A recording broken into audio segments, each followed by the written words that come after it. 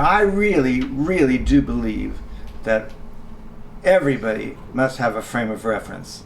I mean, to survive in society, you just have to. There's certain things you got to know. So now, as far as the young gay person, as far as books are concerned, well, I think first of all, I think the Tales of the City books that Armistead Maupin wrote was a whole series of books that he began in the early '70s, and the last one he just came out about a year ago. If you read the whole, all, I don't know how many there are, 8 or something, or I don't know, whatever, how many books there are, you would get an absolute overview of gay culture of the past 40 years. So I would say that's the first one. Then, there's a book called Little Me, which, it was written by Patrick Dennis, who was more famous for writing the original novel Anti-Mame. We'll discuss that a little bit later. There's a very funny novel called Blue Heaven that a fellow named Joe Keenan wrote, and it's just, he later was one of the main writers on the TV show Frasier. But Blue Heaven's maybe the funniest book I've ever read. Let's see what else there. Well, I think you should read my book.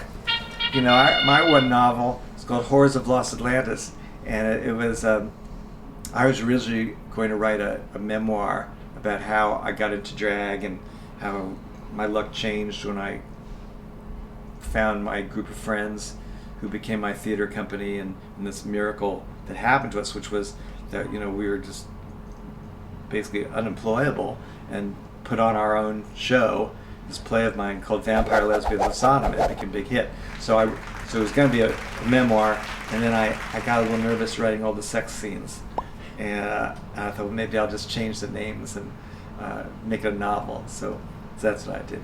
So anyway, I recommend that, although it's out of print, but you can still find it.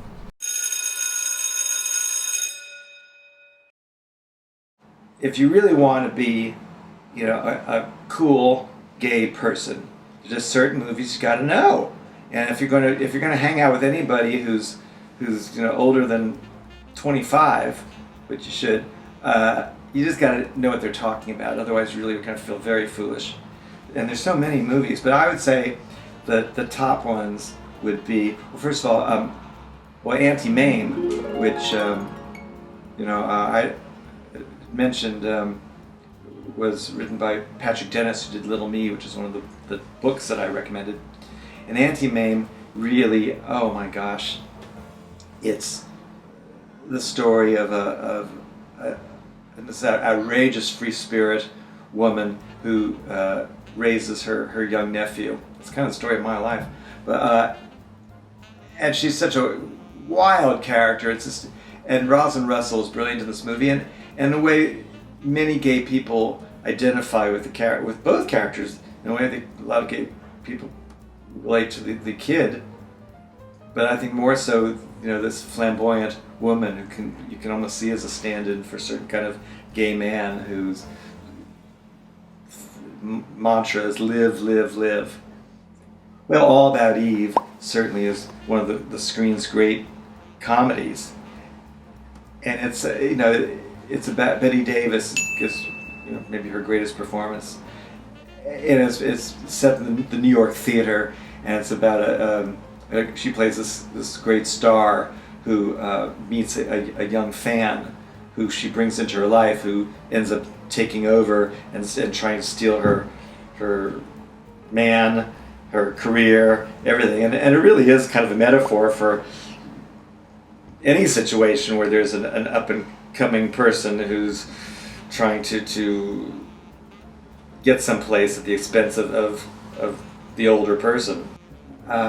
Same thing with Sunset Boulevard is a classic film, and it's kind of interesting that both Sunset Boulevard and All About Eve, which really are kind of the twin essentials of gay culture, and yet both were written and directed by very heterosexual men.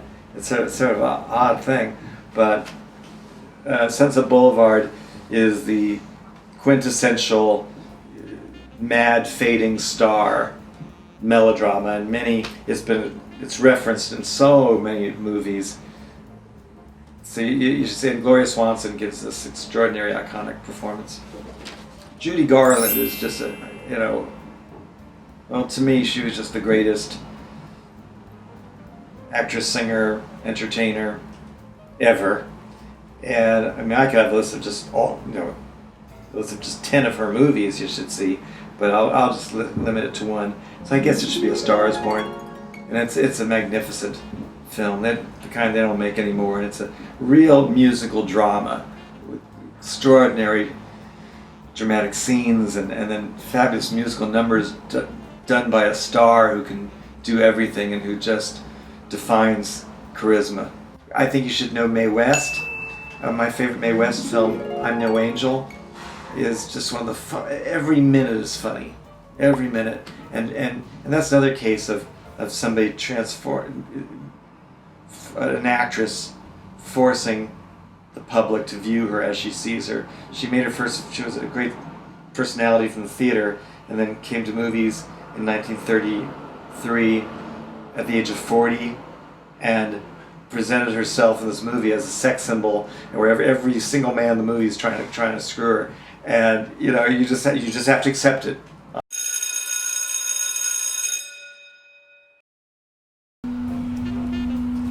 I think someone that you should definitely interview for this is Armistead Maupin. He's a major gay activist and cultural figure, and really has left his mark on gay culture, and so many gay people who have grown up on his books and have had their point of view shaped by his books. So, and he's one of the most delightful people in the world too. You'd be lucky if you can try to get him.